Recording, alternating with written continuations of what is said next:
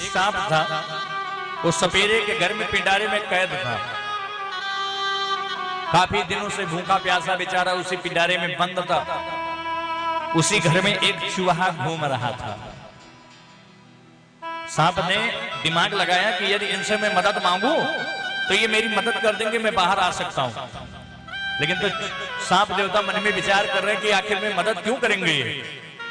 तो सर्प देवता ने स्वार्थ लाग करें जब प्रीति स्वार्थ में एक रिश्ता बना लिया और अंदर से आवाज लगाने लगा, अरे मामा जी, अरे मामा जी। अब चूहा इधर उधर देखने लगा, मेरा भांजा कहां से आ गया, लगता है मुझे ही पुकार रहा है कोई। सांप बोल रहा है, महाराज अरे मामा इधर उधर मत देखो, मैं पिटारे के अंदर बंद हूं। चूहा किनारे आया, भैया कौन हो तुम और मेरे भांजे कब से बन गए, मैं तुम्हारा मामा कैसे बन गया भैया। तुम तो सांप हो, मैं चूहा हूं, हमारी आपकी बिरादरी में बड़ी दुश्मनी है। मामा भांजा का रिश्ता इस तरह से नहीं हो सकता।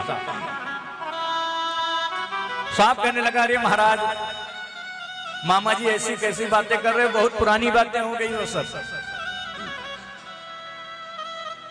पहले के समय में होता था, अब तो हम लोगों के बीच में संधि हो गई है, मित्रता हो गई है। हमारी माता जी जो हैं आपके बनाए हुए घर में, आपके बनाए हुए बिल में ही जाकर हम लोगों को जन्म देती हैं। तो हम लोगों का जन्म जो है अपने ननिहाल में होता है, इसलिए आप हमारे मामा हुए।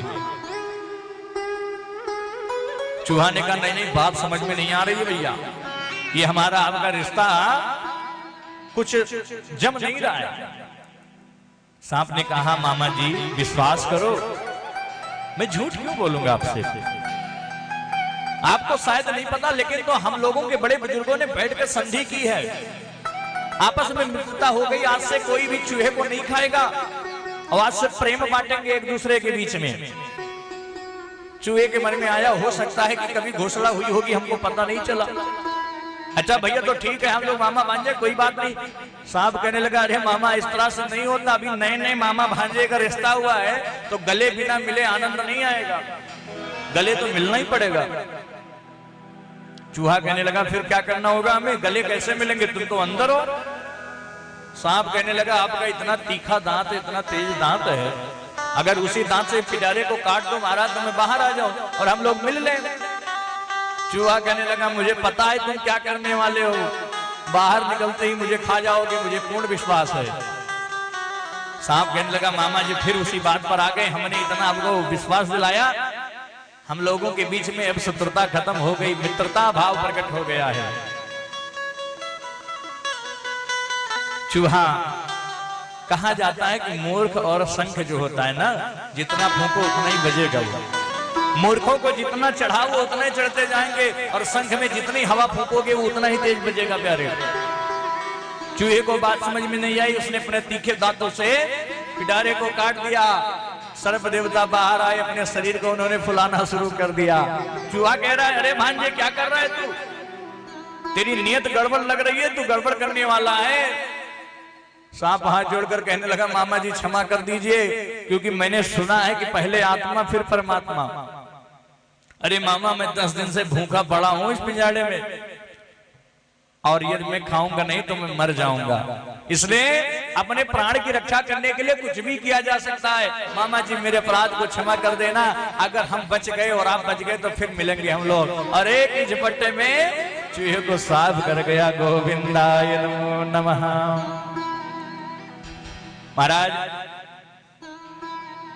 भगवान ने कहा, देवताओं तुम लोग भी इसी तरीके का कार्य करो, दैत्यों का मदद लो, दैत्यों से तुम काम करवा लो। अब देवता जो हैं दैत्यों के पास गए, अरे भैया प्रणाम, बड़े भैया प्रणाम। देवताओं के प्रणाम की क्रिया को देखकर दैत्य के मन में बात हजम नहीं हुई। क्या बात है भैया, आप लोग ये हो कि जो मेरा नाम सुनते ही जल उठते थे, आज हमें प्रणाम कर रहे हो। देवताओं ने कहा, भैया किस बात में पड़े हो, अरे हम लोग एक ही पिता के दो भाई हैं, माता केवल अलग अलग है, पिता तो एक ही है ना, हम लोग भाई भाई हुए,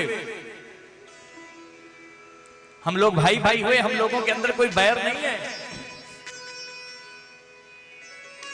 दैत्यों ने कहा, लगता है कोई भ्रात प्रेम इनके अंदर उत्पन्न हो गया है, बताओ भैया किस काम से आए हो।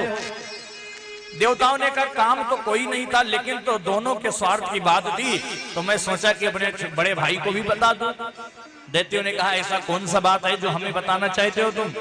देवताओं ने कहा मैंने सुना है कि समुद्र मंथन करने से अमृत निकलेगा, और अगर अमृत निकलेगा तो हम दोनों भाई मिलकर बांट लेंगे। देवता दैत्य अगर पान कर लेंगे तो अमर हो जाएंगे, झगड़ा लड़ाई खत्म हो जाएगा, जीवन भर का छुटकारा मिल जाएगा। दैत्यों के मन में बात बैठ गई कि भैया अमृत की तो तलाश हमें भी है, तो भैया समुद्र मंथन होगा तो कैसे होगा? देवताओं ने कहा कि हमने भगवान से पूछा है, तो भगवान ने मथनी की व्यवस्था की। मथनी की चिंता होने लगी, मथनी कहां से आए? भगवान ने सुझाव दिया कि मंदराचल पर्वत के पास जाकर उनसे प्रार्थना करो, अगर वो प्रसन्न हो जाएंगे तो उन्हीं को मथनी बना लो। मंदराचल पर्वत को प्रसन्न कर लिया महाराज। अब रस्सी कहां से आए जो मंदराचल पर्वत को लपेट कर उसे मथा जाए? भगवान ने कहा बासुकीनाग को जाकर प्रसन्न करो। बासुकीनाग को भी प्रलोभन दिया, महाराज अगर अमृत निकलेगा, जो कुछ भी निकलेगा आधा आधा हम लोग बांट लेंगे। बासुकीनाग भी तैयार हो गए मंथन करने के लिए। अब देवताओं के मन में एक बहुत बड़ा विचार उत्पन्न हुआ कि जो बासुकीनाग है इसके मुख से अग्नि निकलती है, और ये जो अग्नि के साथ साथ जहर फेंकता है, और जहर की छाया, जहर का स्पर्श होते हम लोग मर जाएंगे। तो क्या किया जाए जिससे हम लोग बच जाए जहर से? तो देवताओं ने कहा एक लीला करते हैं। अब देवता जोर जोर से बोलने लगे कोई बात नहीं, हम लोग मुंह पकड़ेंगे, केवल हम लोग बासुकीनाग का मुंह पकड़ेंगे, चाहे जो हो जाए। अब दैत्य मन में विचार करें कि आपस में झगड़ क्यों रहे? एक देवता पीछे से चलकर आए, उन्होंने कहा सुनो, हम आपको ज्यादा प्रेम करते हैं इसलिए अंदर की बात बता रहे हैं। ये देवता जन जो है ना, इसलिए मुख पकड़ने को कह रहे हैं क्योंकि मुख पकड़ना सूरता का काम है, वीरता का कार्य है। और कायर जो होते हैं वो पूंछ पकड़ते हैं भाई। कायर जो होते हैं वो पूंछ पकड़ते हैं, और जो वीर सूरवीर होते हैं, योद्धा होते हैं, वो मुख पकड़ते हैं। ये वही बताना चाहते, तुम्हें नीचा दिखाना चाहते हैं। अब तो महाराज दैत्य जितने भी तो सब क्रोधित हो गए, हाहाकार मच गया, मुझे तुम कमजोर